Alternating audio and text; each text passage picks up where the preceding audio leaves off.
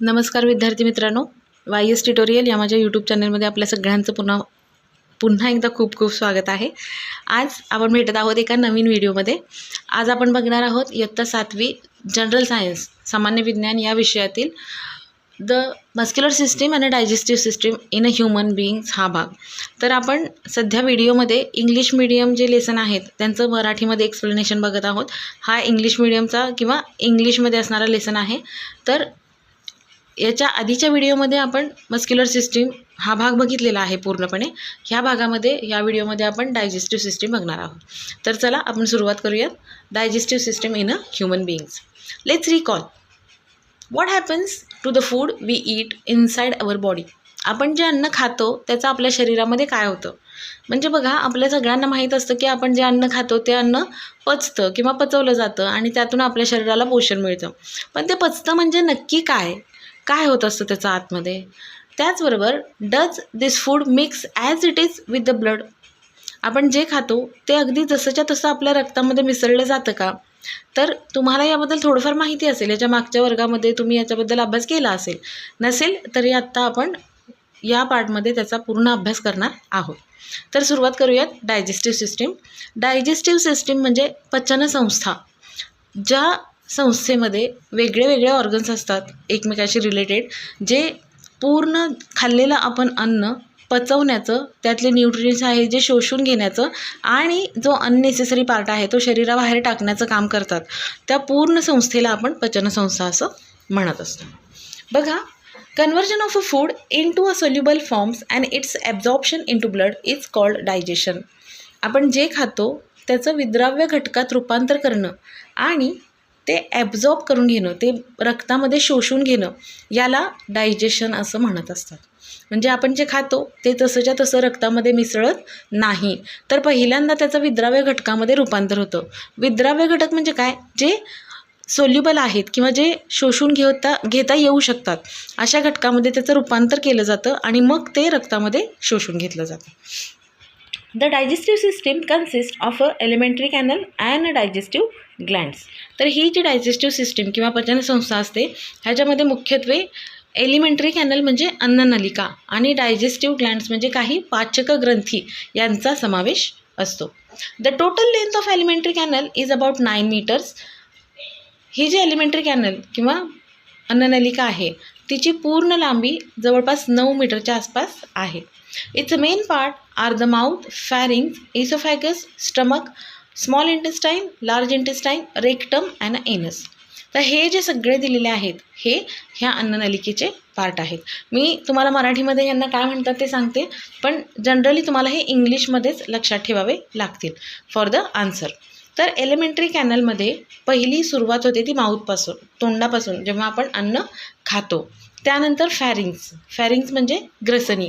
हा घशामध्ये असणारा भाग आहे, ठीक आहे, जो जिथे आपला जबडा संपतो आणि अन्न घशामध्ये एंटर होतं तिथे असणारा हा भाग आहे ग्रसनी, जिथे आपली श्वासनलिका आणि अन्ननलिका या दोन वेगळ्या होत असतात. त्याच्यानंतर इसोफॅगस हा सुद्धा आपल्या घशामध्ये असणारा भाग आहे, ज्याला ग्रासिका असं म्हटलं जातं, जो घशातून खाली जातो आणि आपल्या जठरापर्यंत पोचतो. इसोफॅगस किंवा ग्रासिका. स्टमक म्हणजे जठर किंवा आमाशय. जठर ही एक पिशवी असते जी आपल्या अन्ननलिकेचा एक भाग आहे. आपण खाल्लेलं जे अन्न आहे ते त्या जठरामध्ये स्टोअर केलं जातं किंवा साठवलं जातं काही ठराविक काळापर्यंत. Small intestine, large intestine. तर हे 2 आतडे आहेत. आपल्या शरीरामध्ये 2 प्रकारचे आतडे असतात, एक लहान आतडं आणि एक छोटं आतडं. त्यानंतर रेक्टम अँड एनस. हे जे आहेत ते आपल्या अन्ननलिकेचे सगळ्यात शेवटचे असणारे पार्ट आहेत, जिथे आपल्या शरीराला अनावश्यक असणाऱ्या गोष्टी ह्या शरीराबाहेर टाकल्या जातात. The salivary glands, liver and pancreas are the digestive glands connected to the alimentary canal. तर सलायव्हरी ग्लँड्स म्हणजे लाळ ग्रंथी. आपल्या शरीरात लाळ म्हणजे आपल्या तोंडामध्ये ॲक्च्युली लाळ स्त्रवली जाते. बघा, आपण काही आंबट खाल्लं, चिंच बघितली, कैरीचा तुकडा खाल्ला तर आपल्या शरीरामध्ये खूप प्रमाणात पाणी जमा झालेलं आपल्याला जाणवतं. तर ते ॲक्च्युली आपल्या घशामध्ये किंवा कानाच्या बाजूला असणाऱ्या लाळ ग्रंथी असतात, ज्या काय करत असतात, लाळ किंवा सलायवा हा जो स्त्रव आहे तो सतत सिक्रीट करत असतात. त्याचबरोबर लिव्हर म्हणजे यकृत ही शरीरात सगळ्यात मोठी असणारी ग्रंथी आहे. आणि पॅनक्रियाज म्हणजे स्वादुपिंड. तर सलायव्हरी ग्लँड्स, लिव्हर आणि पॅनक्रियाज ह्या काही डायजेस्टिव्ह ग्लँडसुद्धा आहेत, ज्या आपल्या डायजेस्टिव्ह सिस्टीममध्ये महत्त्वाच्या आहेत. Different organ of digestive system systematically perform the function of a digestion. There are different stages in the process of a digestion of food, and at each stage there is a different organ of the digestive system which perform its specific role. बघा, आता ही जी digestive system आहे त्यातले सगळे organ जे आहेत ते अगदी systematically perform करत असतात. त्यांचं जे काही काम आहे ते अगदी सिस्टमॅटिकली परफॉर्म करत असतात. आणि प्रत्येक स्टेजला प्रत्येक वेगळ्या ऑर्गनकडून त्याचं काम जे आहे ते पूर्ण करून घेतलं जातं. म्हणजे जेव्हा आपण अन्न खातो तेव्हा आपल्या तोंडामध्ये त्याच्यात लाळ मिक्स केली जाते किंवा दाताकडून ते चावलं जातं. तिथून पुढं मग ते जठरात गेल्यावरती जठरामध्ये त्यात वेगळे पाचकरस मिसळले जातात. आतड्यांमध्ये गेल्यावरती आतड्यामध्ये त्यांचं शोषण होत असतं. म्हणजे अन्ननलिकेमध्ये असणारा प्रत्येक अवयव जो आहे तो त्या स्टेजला त्याचं काम जे आहे ते परफेक्टली करत असतो. बरोबर. प्रत्येक जो स्पेसिफिक ऑर्गन आहे तो त्याचा स्पेसिफिक रोल जो आहे तो प्रत्येक स्टेजला करत असतो आणि त्यामुळं आपलं जे अन्न आहे ते व्यवस्थित डायजेस्ट होत असतं. Let us study the structure and a function of each organ of the digestive system. तर आता आपण डायजेस्टिव्ह सिस्टीममधल्या प्रत्येक जो काही पार्ट आहे त्याचं स्ट्रक्चर आणि फंक्शन बघूया. तर पहिलं आहे टीथ म्हणजे दात. The process of a digestion begins with the function of the teeth in the mouth. आपलं जे डायजेशन आहे किंवा पचन आहे त्याची सुरुवात जी आहे ती आपल्या तोंडामध्ये होते. There are 4 types of a teeth, नेमली इन्सिझर्स, कनाइन्स, प्रीमोलार्स अँड मोलार्स. आपल्या तोंडामध्ये 4 प्रकारचे दात असतात. पहिला आहे इन्सिझर्स, जे समोर असणारे दात आहेत, वर 4 आणि खाली 4 एकदम समोर असणारे, ज्याला आपण पटाशीचे दात म्हणतो. शक्यतो कट करण्याचं किंवा तुकडा तोडण्याचं काम करत असतात. त्यानंतर कनाइन्स म्हणजे सुळे, त्या समोर असणाऱ्या दातांच्या बाजूला जे टोकदार दात आहेत सुळे. प्रीमोलर्स आणि मोलर्स, उपदाढा आणि दाढा. तर हे 4 प्रकारचे दात प्रत्येकाच्या तोंडामध्ये असतात. Each type of a tooth has a specific function. Each tooth is covered by a hard substance called enamel. ठीक आहे. तर हे जे 4 प्रकारचे दात आहेत ह्या प्रत्येक दाताचं एक स्पेसिफिक फंक्शन आहे. म्हणजे त्यांची रचना ते काम करण्यासाठीच झालेली आहे. आपण आपल्या दाढांनी चावतो, जो घास आहे तो पूर्णपणे चावून बारीक केला जातो. समोरचे जे दात असतात इन्सिझर, ज्याला पटाशीचे दात म्हणतात, ते तोडण्याचं काम करत असतात. सुळे, बरोबर, म्हणजे ते सुद्धा तोडण्याचंच काम करतात. पण दोन्हीचे जे कार्य आहेत ती वेगळी आहेत आणि त्याचमुळे प्रत्येक दाताचं जे कार्य आहे ते वेगळं आहे. प्रत्येक दात हा जो असतो तो एका कठीण सबस्टन्सनी कोटेड किंवा कवर केलेला असतो, ज्याला एनेमल असं म्हणत असतात. Enamel is a made of a calcium salt. आणि हे जे एनेमल आहे, दाताच्या वरती असणारं जे कडक आवरण आहे ते कॅल्शियम सॉल्टपासून बनवलेलं असतं किंवा बनलेलं असतं. सलाइवा कंटेन्स अन एन्झाईम कॉल्ड टायलिन और salivary amylase. Ptyalin converts starch into a sugar called maltose. तर सलाइवा जी आपल्या तोंडामध्ये सिक्रेट केली जाते, लाळ, तर त्या सलाइवामध्ये टायलिन नावाचं एक एन्झाईम असतं. ठीक आहे. एक विकर असतं टायलिन नावाचं, किंवा ज्याला सलाइवरी अमायलेज असं सुद्धा म्हणतात. तर हे जे टायलिन आहे ते काय करतं, तर स्टार्च जे आहे, पिष्टमय पदार्थ, ज्याला कार्बोहायड्रेट्स आपण म्हणत असतो, तर हे स्टार्च आहे त्याचं माल्टोजमध्ये कन्व्हर्जन करतं. माल्टोज हे सुद्धा शुगरचा एक फॉर्म आहे. ठीक आहे. आपण शुगरचे फॉर्म बघितले असतील. सुक्रोज आहे, ग्लुकोज आहे, माल्टोज आहे, फ्रॅक्टोज आहे. ठीक आहे. तर हे सिम्पल शुगरचे फॉर्म्स आहेत. आपण जे काही कार्बोहायड्रेट्स खातो किंवा पिष्टमय पदार्थ स्टार्च खातो त्याचं कन्व्हर्जन माल्टोजमध्ये करण्याचं काम हे सलाइवामध्ये असणारं टायलिन नावाचं जे एन्झाईम आहे ते करत असतं. इथे बघा तुम्हाला दाताचे प्रकार दाखवलेले आहेत. दात, ठीक आहे, हा जो आहे तो बेसिक दात आहे. त्याचं मूळ, त्याचं बोन, गम, डेंटिन आणि एनेमल. सगळ्यात वरती पांढरं जे दिसतंय ते एनेमल आहे. त्याचबरोबर इथे 4 प्रकारचे दात दाखवलेत. आता इथे 1/4 पार्ट आहे, म्हणजे एका बाजूचे खालच्या किंवा वरच्या कुठल्याही एका दाताचा अर्धा भाग तुम्हाला दाखवलेला आहे. तर याच्यामध्ये समोर 2 दिसतात ते इन्सिजर आहेत, एकदम चपटे असणारे दात. ठीक आहे. त्यानंतर कनाईन्स म्हणजे सुळा, प्रीमोलर म्हणजे छोट्या दाढा, उपदाढा आणि मोलर्स म्हणजे मोठ्या दाढा.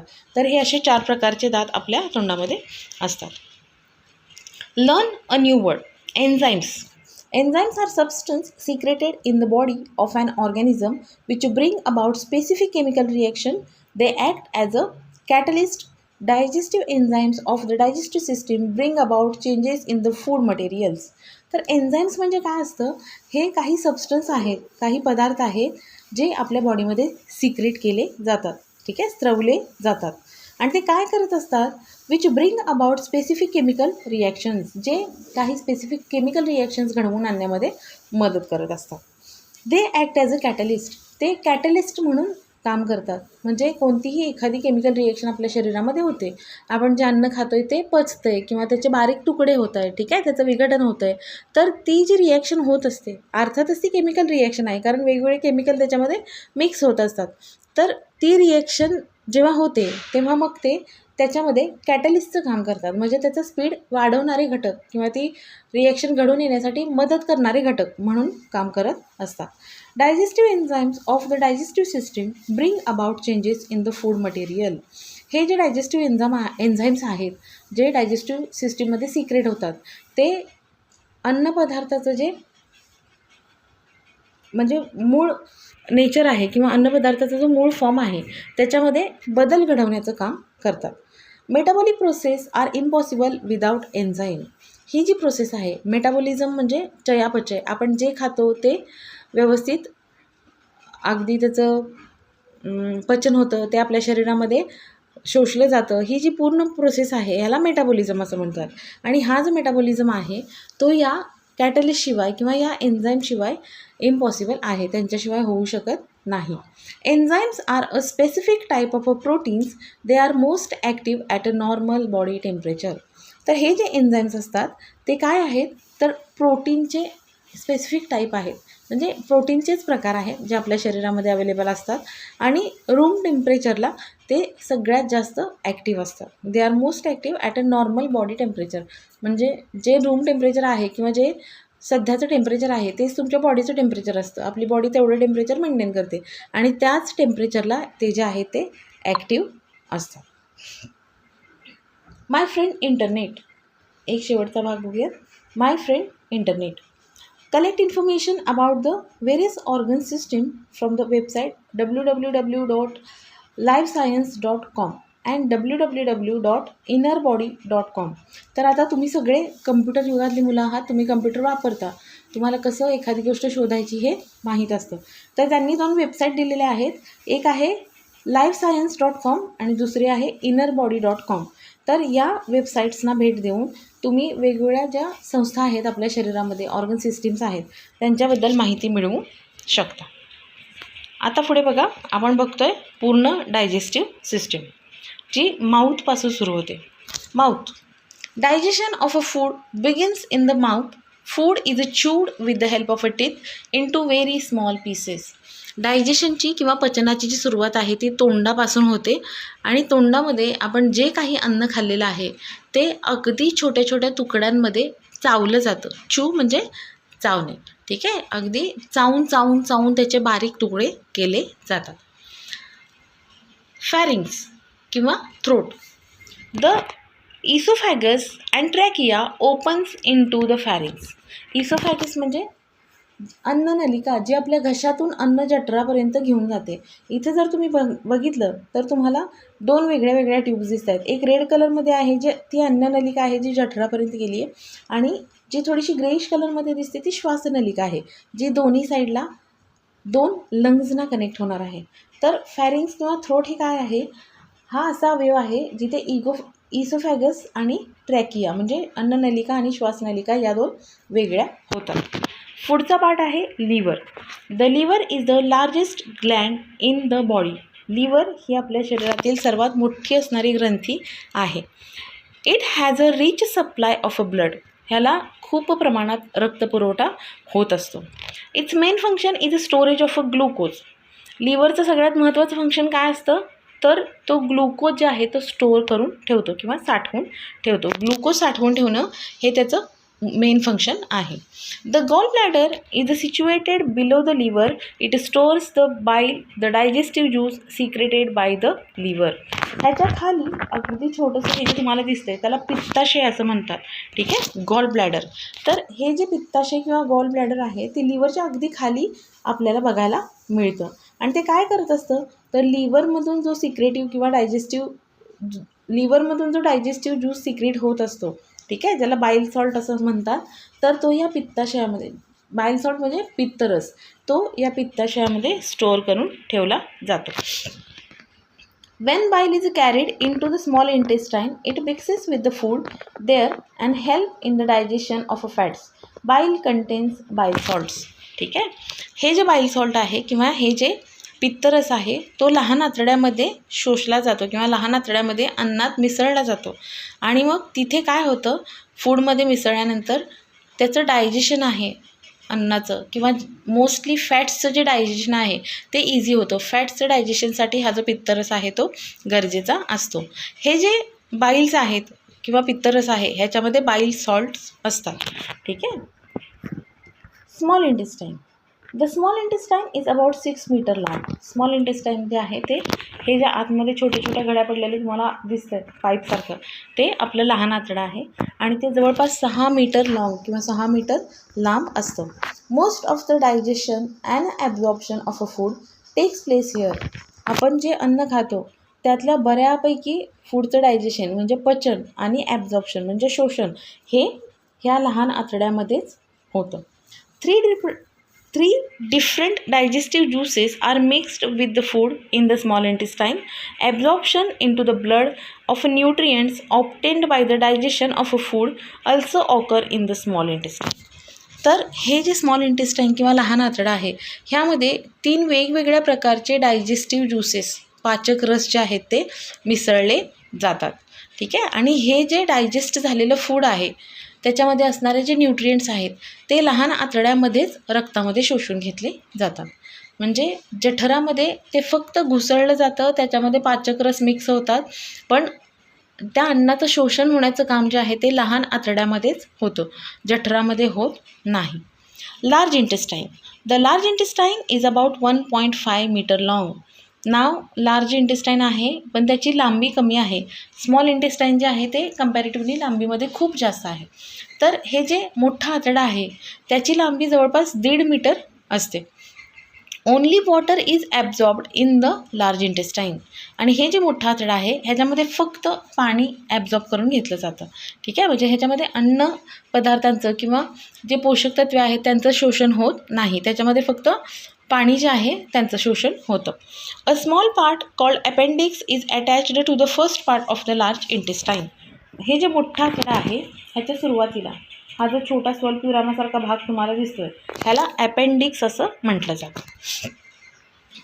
Undigested remain of the food digested in the small intestine enters the large intestine. Undigested material is thrown out of the body through the anus. ठीक आहे. तर लहान आतड्यामध्ये पचलेलं जे काही अन्न असतं ते शोषून घेतलं जातं रक्तामध्ये आणि त्याचा न पचलेला जो भाग आहे तो मोठ्या आतड्यामध्ये ढकलला जातो, जिथे त्यातलं एक्स्ट्रा जे वॉटर आहे ते ॲब्झॉर्ब करून घेतलं जातं आणि जो अनावश्यक भाग आहे ज्याची आपल्या शरीराला गरज नाही तो एनस थ्रू किंवा गुदद्वारा थ्रू आपल्या शरीराच्या बाहेर टाकला जातो. स्टमक म्हणजे जठर. The large sac like part of the alimentary canal is called stomach. सॅकसारखा किंवा पिशवीसारखा असणारा जो एक मोठा भाग आहे आपल्या अन्ननलिकेमध्ये त्याला स्टमक म्हणजे जठर किंवा अमाशय असं म्हटलं जातं. The gastric glands of stomach secrete gastric juices. तर ह्या स्टमकमध्ये असणाऱ्या ज्या गॅस्ट्रिक ग्लँड्स आहेत त्या काय करत असतात, तर काही गॅस्ट्रिक ज्युसेस आपल्या स्टमकमध्ये सिक्रेट करत असतात. Food that has entered stomach is churned. 3 components of gastric juices, namely hydrochloric acid, pepsin, and a mucus, are mixed with the food here and it becomes acidic. ठीक आहे. जेव्हा ह्या sack like स्ट्रक्चरमध्ये किंवा स्टमकमध्ये अन्न येतं तेव्हा ते चर्न केलं जातं, ते घुसळलं जातं.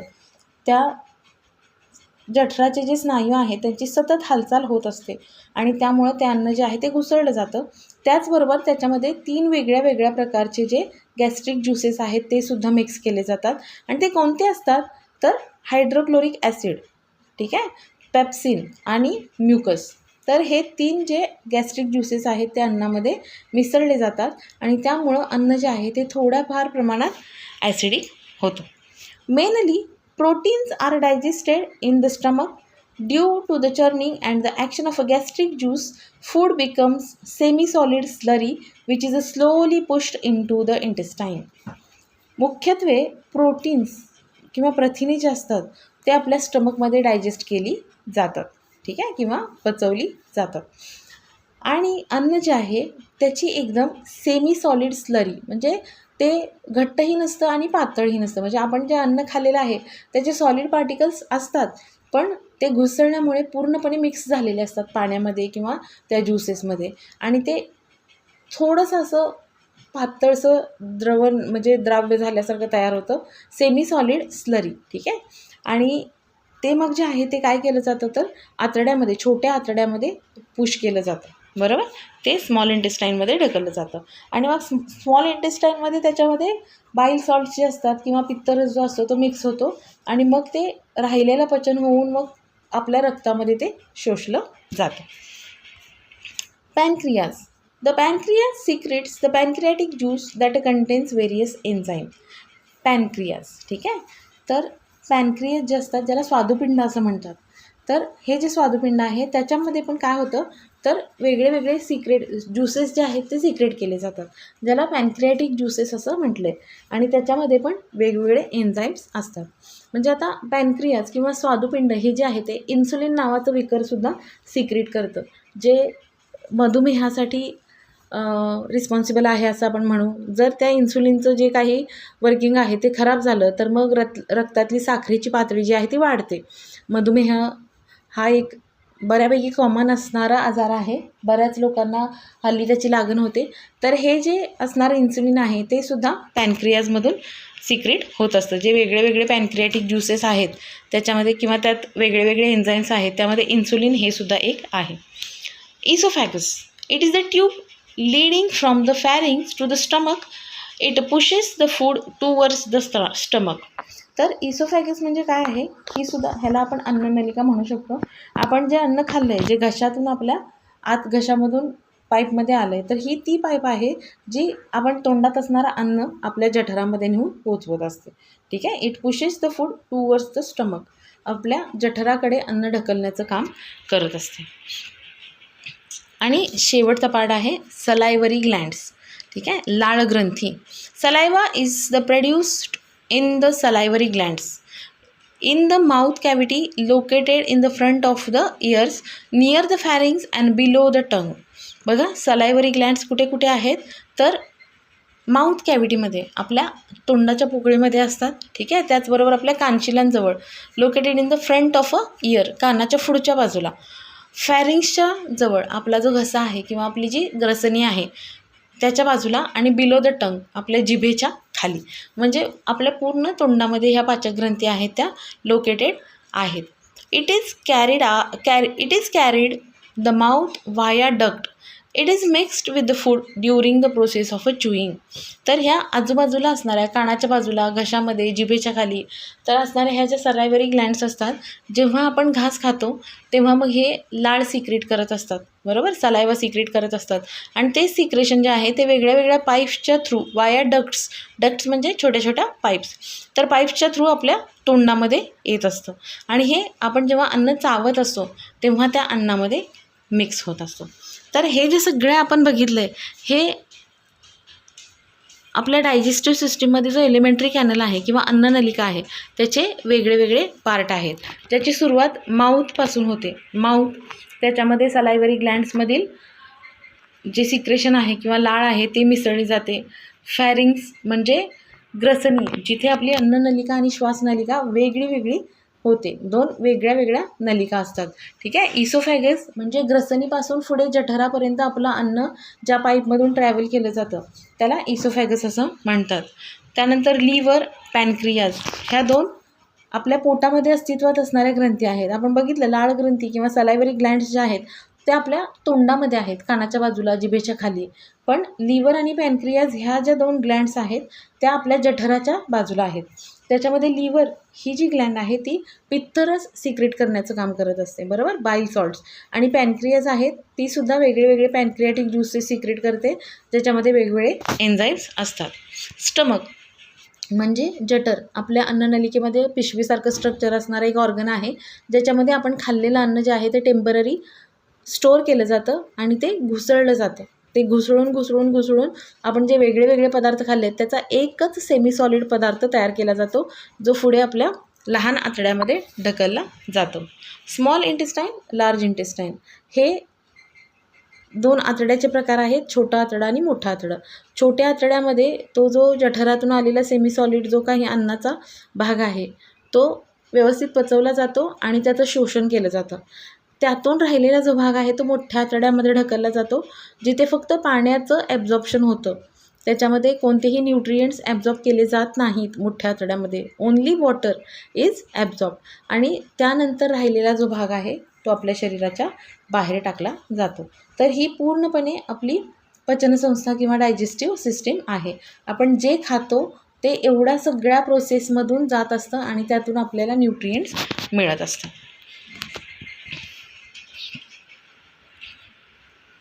Important glands of the digestive system, their secretion and functions. तर आता डायजेस्टिव्ह सिस्टीममध्ये असणाऱ्या काही महत्त्वाच्या ग्रंथी, त्यांचं सिक्रेशन काय असतं, म्हणजे ते कोणत्या प्रकारचे संप्रेरक सिक्रेट करतात किंवा स्त्रवतात आणि त्याचे फंक्शन्स काय असतात, ते काय काम करतात. बघा, ऑर्गन, पहिला ऑर्गन आहे माउथ, म्हणजे तोंडामध्ये असणाऱ्या ग्रंथी. तर ग्लँडचं नाव आहे सलायवरी ग्लँड्स. आपल्या तोंडामध्ये लाळ ग्रंथी अस्तित्वात असतात. सिक्रेशन सलायवा, ज्याच्यामध्ये टायलिन नावाचं संप्रेरक असतं. लाळ ग्रंथीमधून लाळ सिक्रेट केली जाते, ज्याच्यामध्ये टायलिन नावाचं संप्रेरक असतं. आणि function, conversion of a starch into maltose. हे जे टायलिन आहे ते काय करतं, आपण जी स्टार्च खातोय, जे पिष्टमय पदार्थ खातोय त्याचं कन्व्हर्जन माल्टोज नावाच्या शुगरमध्ये करत असतं. दुसरा ऑर्गन आहे स्टमक. स्टमकमध्ये गॅस्ट्रिक वॉल ही ग्लँड आहे. स्टमक म्हणजे आपलं जठर. तर त्या जठराच्या ज्या वॉल आहेत, ठीक आहे, त्या जठराच्या ज्या भित्ती आहेत, तर तिथून जे काही गॅस्ट्रिक ज्यूसेस आहेत ते सिक्रेट केले जातात. ते कोणते गॅस्ट्रिक ज्यूसेस आहेत, तर हायड्रोक्लोरिक ॲसिड, पेप्सिन आणि म्युकस हे 3 वेगळे वेगळे गॅस्ट्रिक ज्यूसेस त्याच्यामध्ये सिक्रेट केले जातात. काय फंक्शन आहे त्याचं, to make the food acidic, breakdown of a protein, to protect inner lining of the stomach from the hydrochloric acid. बघा, पहिलं आहे फूड ॲसिडिक. हायड्रोक्लोरिक ॲसिड काय करतं, तर आपण जे खातोय ते फूड ॲसिडिक बनवण्याचं काम करतं. त्याचबरोबर ब्रेकडाऊन्स ऑफ अ प्रोटीन, आपण अन्नामध्ये घेतलेले जे प्रोटीन्स आहेत ते प्रोटीन्स छोट्या छोट्या तुकड्यामध्ये, ब्रेकडाऊन म्हणजे काय, तर ते जे होल प्रोटीन आहेत ते ब्रेक करायचं आणि त्याचे छोटे पाचक असणाऱ्या भागामध्ये कन्व्हर्जन करायचं. म्हणजे ते ॲज इट इज आपण ॲब्झॉर्ब करू शकत नाही, तर त्याचे छोट्या छोट्या तुकड्यांमध्ये म्हणण्यापेक्षा अशा भागामध्ये त्याचं कन्व्हर्जन केलं जातं किंवा अशा स्टेटमध्ये त्याचं कन्व्हर्जन केलं जातं की ते आपल्या पचनसंस्थेमध्ये सहजरित्या शोषून घेतले जाते. त्याचबरोबर to protect the inner lining of the stomach from the hydrochloric acid. हे हायड्रोक्लोरिक ॲसिड जे आहे ते आपल्या गॅस्ट्रिक वॉलमधून सिक्रेट केलं जातं.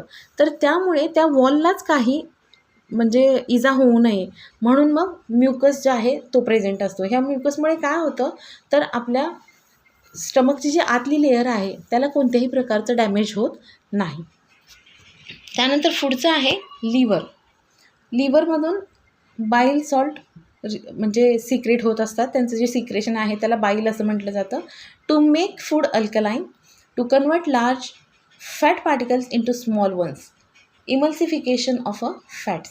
बघा, आता आपल्या जठरामध्ये काय होतं, तर हायड्रोक्लोरिक ॲसिड मिक्स होतं आणि फूड जे आहे ते ॲसिडिक होत असतं. लिव्हरमध्ये काय होतं, तर हे जे बाईल सॉल्ट्स असतात ते त्या फूडला अल्कलाईन करतात. म्हणजे परत ते त्याचं नेचर जे आहे ते चेंज करतात. ॲसिडिकपासून ते अल्कलाईनमध्ये कन्वर्ट केलं जातं. त्याचबरोबर काय होतं, इमल्सिफिकेशन ऑफ अ फॅट्स, म्हणजे फॅट्सची सुद्धा जे कॉम्प्लेक्स पार्ट आहेत ते सिम्पल फॅट्समध्ये कन्वर्ट केले जातात. म्हणजे जठरामध्ये कसं प्रोटीन्सचं ब्रेकडाऊन होत असतं, म्हणजे कॉम्प्लेक्स प्रोटीन्स असतात ते सिम्पल प्रोटीन्समध्ये कन्वर्ट केले जातात, जे सहजरित्या शोषले जाऊ शकतात. तसंच कॉम्प्लेक्स फॅटचं सुद्धा सिम्पल फॅटमध्ये कन्व्हर्जन केलं जातं, जे सहजरित्या शोषले जाऊ शकतात. Pancreatic juices, trypsin, lipase, amylase. आता हे 3 जे आहेत ते पॅनक्रियाटिक ज्युसेस आहेत, जे पॅनक्रीजमधून सिक्रेट होतात. To convert proteins into amino acid, काय करतात ते प्रोटीन्स जे आहेत ते अमायनो ॲसिडमध्ये कन्वर्ट करतात. अमायनो ॲसिड हे आपल्या शरीराला अतिशय महत्त्वाचे असणारे घटक आहेत. तर आपण जे प्रोटीन घेतो ते ह्या पॅनक्रियाटिक ज्युसेसमुळे अमायनो ॲसिडमध्ये कन्वर्ट केले जातात. To convert fats into fatty acid and glycerol, त्याचबरोबर जे फॅट्स असतात आपण कन्झ्युम केलेले ते सुद्धा फॅटी ॲसिडमध्ये कन्वर्ट केले जातात. To convert complex carbohydrates into simple sugar. आणि तिसरं काम काय केलं जातं पॅनक्रियाजमधून सिक्रेट होणाऱ्या ज्युसेसमुळे, तर जे कॉम्प्लेक्स कार्बोहायड्रेट्स आपण घेतलेले आहेत ते सिम्पल शुगरमध्ये कन्वर्ट केले जातात. म्हणजे आपण जे फूड खातो, भले ते प्रोटीन्स असू देत, फॅट्स असू देत, कार्बोहायड्रेट्स असू देत, ज्या फॉर्ममध्ये आपण खाल्लं आहे त्या फॉर्ममध्ये आपलं शरीर त्यांना ॲक्सेप्ट करू शकत नाही. आपलं शरीर त्यांना तोडून काढतं, एकदम बारीक बारीक बारीक बारीक तोडून काढतं, म्हणजे जे कॉम्प्लेक्स आहे त्याला एकदम सिम्पल करून टाकतं. आणि मग ते आपल्याला पाहिजे त्या फॉर्ममध्ये जेव्हा तयार होतं त्यावेळेला मग ते शोषून घेतलं जातं. स्मॉल इंटेस्टाईन, त्याच्या पुढचा पार्ट आहे स्मॉल इंटेस्टाईन, म्हणजे हा ऑर्गन आहे ज्याच्यामध्ये इंटेस्टिनल ज्यूस सिक्रेट होत असतं. To convert proteins into amino acid, to convert complex carbohydrate into glucose, to convert fats into fatty acid and glycerol. म्हणजे बघा प्रत्येक ठिकाणी काम हेच आहे, आपण जे खाल्लं आहे ते आपल्या शरीराला सुटेबल अशा म्हणजे पदार्थामध्ये कन्वर्ट करून घेणं. आणि त्याचमुळे पूर्ण ज्या काही पचनसंस्थेमध्ये जे काही सिक्रेशन होतात ते अशाच पद्धतीचं काम करतात. जो काही कॉम्प्लेक्स मटेरियल आहे त्याला सिम्पल मटेरियलमध्ये कन्वर्ट करायचं काम करतात. म्हणजे आता इंटेस्टिनल ज्यूस जे आहेत ते सुद्धा प्रोटीनना अमायनो ॲसिडमध्ये कन्वर्ट करतात, किंवा फॅट्सना फॅटी ॲसिडमध्ये कन्वर्ट करतात, किंवा मग कॉम्प्लेक्स कार्बोहायड्रेट्सना सिम्पल ग्लुकोजमध्ये कन्वर्ट करतात. आपण पहिल्यांदा बघितलं होतं की जे आपण कार्बोहायड्रेट्स खातो आहे ते माल्टोजमध्ये कन्वर्ट होतात. आता इथे इंटेस्टाईनमध्ये काय होतं, तर हे जे कॉम्प्लेक्स कार्बोहायड्रेट्स आहेत ते ग्लुकोजमध्ये कन्वर्ट होतात. म्हणजे जनरली सगळ्यांचे जे फंक्शनिंग आहेत ते हेच आहेत, आणि त्या हिशोबाने जे सिक्रेशन आहेत ते आपल्या पूर्ण म्हणजे आपली जी सिस्टीम आहे डायजेस्टिव्ह सिस्टीम त्याच्यामध्ये सिक्रेट केले जातात. We are putting our health at risk. बघा आपण आपलं आरोग्य कशा पद्धतीने धोक्यात घालतो आहे. Physical health is extremely important in personality development. When all organ systems function properly, we say that we are in good health. However, harmful habits like smoking, chewing of tobacco, drinking alcohol affect our health adversely. म्हणजे जेव्हा आपले पूर्ण शरीर, आपल्या शरीरातल्या सगळ्या संस्था जेव्हा व्यवस्थितरित्या काम करत असतात तेव्हा आपण अतिशय म्हणजे हेल्दी किंवा आरोग्यदायी शरीर आहे आपलं असं म्हणू शकतो. आणि हे जे आरोग्यदायी शरीर आहे ते आपल्या पर्सनॅलिटी डेव्हलपमेंटमध्ये सुद्धा अगदी महत्त्वाचा भाग आहे. म्हणजे तुमची पर्सनॅलिटी तेव्हाच एकदम उत्तम वाटेल जेव्हा तुम्ही शारीरिकदृष्ट्यासुद्धा एकदम सक्षम आहात. पण काय होतं बऱ्याचदा आपण काही हार्मफुल किंवा धोकादायक सवयी लावून घेतो, जसं की तंबाखू खाणं किंवा स्मोक करणं, दारू पिणं, आणि त्यामुळं आपण काय करतो तर आपल्या हेल्थवरती, आपल्या तब्येतीवरती त्याचे वाईट परिणाम घडून येतात. ठीक आहे. Effect of tobacco, alcohol, smoking on the digestive system. आता हे जे स्मोकिंग आहे किंवा अल्कोहोल आहे, टोबॅको च्युइंग आहे, ह्याच्या आपल्या डायजेस्टिव्ह सिस्टीमवरती म्हणजे आपल्या पचनसंस्थेवरती काय परिणाम होतात आपण बघूया. If we consume any tobacco product, the mouth, pharynx, alimentary canal and other organs of the digestive system cannot function properly. जर आपण कोणताही तंबाखूचा प्रोडक्ट म्हणजे ते सिगारेट असेल किंवा तंबाखू असेल किंवा आणखीन कोणताही पदार्थ, जसं की काही लोक तंबाखू भाजून त्याची मिसरी वगैरे लावत असतात किंवा मग पानामध्ये खात असतात, तर असे कोणतेही तंबाखू किंवा दारू ज्याला आपण म्हणू अल्कोहोल आपण घेत असेल तर ते काय होतं तर ते आपलं तोंड, आपलं जे फॅरिंग्स आहे, ग्रसनी किंवा मग अन्ननलिका ह्या सगळ्यावरती डायव्हर्स किंवा वाईट परिणाम करतात. आणि त्यामुळे आपली जी अन्नसंस्था आहे ती व्यवस्थित फंक्शन करू शकत नाही. It causes problem like vomiting, nausea and headache. त्याच्यामुळे काय होतं तर आपल्याला उलटी, मळमळ आणि डोकेदुखीसारखे त्रास सुरू होतात. Beside, tobacco particles stick to the teeth, gum and skin of the mouth cavity and slowly cause injury to those parts resulting in their dysfunction. हे जे टोबॅकोचे पार्टिकल्स असतात, छोटे छोटे कण असतात, ते काय होतात तर आपल्या जबड्यामध्ये, दाताला किंवा हिरड्यांना, जबड्याची जी आतली स्किन आहे त्याला चिटकून राहतात आणि ते हळूहळू आपल्या आतल्या स्किनवरती, गम्सना इंजुरी करायला लागतात, जखमा करायला लागतात. ठीक आहे. आणि ह्याचं रिझल्ट काय होतं की हे जे सगळे पार्ट्स आहेत ह्याचं डिसफंक्शनिंग होतं, म्हणजे ते व्यवस्थित कार्य करू शकत नाही, त्यांची कार्यक्षमता कमी होते. This causes swelling of the gums and a pain when moving the jaws. The pharynx and intestine become inflamed and the condition further processes into cancer leading to death. हे जर सतत सुरू राहिलं, सतत तंबाखूचे प्रोडक्ट्स आपण खात असलो तर त्याआधी तोंडापासून सुरुवात होते. गम्सना, हिरड्यांना, जबड्याच्या आतील त्वचेला ते जखमा करतात, स्टिक राहतात आणि त्यामुळे आधी जबड्यामध्ये प्रॉब्लेम सुरू होतात. आणि तेच जर आपण कंटिन्यू करत राहिलो, म्हणजे असे हे जे तंबाखूजन्य पदार्थ आहेत ते सतत खात राहिलो तर त्यामुळे आपले फॅरिंग्स, अन्ननलिका जी आहे ती, तसंच आतडी, ह्याच्यामध्ये सुद्धा इन्फ्लेमेशन म्हणजे सूज वगैरे येते आणि तीच कंडिशन सतत राहिली तर त्याचं कन्वर्जन आहे ते कॅन्सरमध्ये होऊन मृत्यूसुद्धा ओढावू शकतो. माय role: making picture and slogans against tobacco consumption, smoking, drinking alcohol, etc., and displaying them in the classroom and the neighborhood, keeping a watch on the whether one's surrounding are tobacco free. तर काय करायचं आहे, ह्यामध्ये तुम्ही काय करू शकता, तुमचा रोल काय आहे ह्याच्यामध्ये, तर असे काही पिक्चर्स आणि स्लोगन्स तयार करा ज्या अँटी टोबॅको आहेत, तंबाखू विरोधी, म्हणजे तंबाखू खाण्याविरोधी किंवा स्मोकिंग करण्याविरोधी, ड्रिंक करण्याविरोधी अशा काही स्लोगन्स आणि पिक्चर्स तुम्हाला बनवायचे आहेत आणि ते तुमच्या क्लासरूमच्या शेजारी डिस्प्ले करायचे आहेत, म्हणजे लोकांना जागृत करायचं आहे असं थोडक्यात म्हणा. त्यामुळे काय होईल तर लोकांना कळेल, ज्या गोष्टी सायंटिफिकली लोकांना माहीत नसतात त्या गोष्टी त्यांना कळेल. आणि तुम्हाला ह्याच्यावरती लक्षही ठेवायचं आहे की तुमच्या आजूबाजूच्या वातावरणामध्ये कुणी तंबाखू किंवा अल्कोहोल कन्झ्युम तर करत नाही ना. Composing and oath against addiction and taking the oath in the class and also during assembly.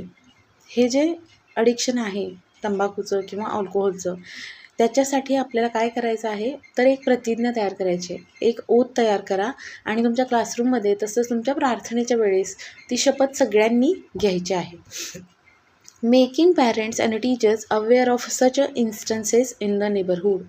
जर तुमच्या आजूबाजूला अशी काही गोष्टी तुमच्या आढळतात तुम्हाला किंवा तुमच्या बघण्यात येतात तर तुमच्या पॅरेंट्स आणि टीचर्सनासुद्धा तुम्ही त्या गोष्टी सांगायच्या आहेत. म्हणजे हेल्थ हा एक महत्त्वाचा मुद्दा आहे. तुमचं निरोगी शरीर हा तुमचा सगळ्यात मोठा खजिना आहे. तुमचं शरीर निरोगी असेल तर तुम्ही तुमचं आयुष्य अगदी व्यवस्थित आनंदाने जगू शकता. आणि ह्या काही गोष्टी आहेत ज्या तुमच्या हेल्थवरती खूप वाईट परिणाम करतात आणि त्यामुळे अशा गोष्टी जिथे घडत असतील तिथे तुम्ही बारकाईने लक्ष ठेवून ह्या सगळ्या गोष्टी ज्या आहेत त्या तुमच्या शिक्षकांच्या किंवा तुमच्या पालकांच्या निदर्शनाला आणून देणं फार महत्त्वाचं आहे. तर इथे आपला लेसन संपलेला आहे, digestive system in the human beings. आपण मस्क्युलर सिस्टीम ऑलरेडी पहिल्या व्हिडिओमध्ये बघितलेली आहे, तर तुम्ही हा व्हिडिओ नक्की बघा. तुम्हाला जर व्हिडिओ आवडत असेल तर मला कमेंट करा. जर तुम्हाला काही वेगळे पर्याय सुचवायचे असतील किंवा काही सजेशन्स द्यायचे असतील तरीही तुम्ही मला कमेंट करा. हा व्हिडिओ नक्की सगळ्यांनी आवर्जून बघा. माझ्या व्हिडिओला लाईक करा, शेअर करा आणि सबस्क्राईब करा. आपण भेटूया पुढच्या व्हिडिओमध्ये. तोपर्यंत धन्यवाद.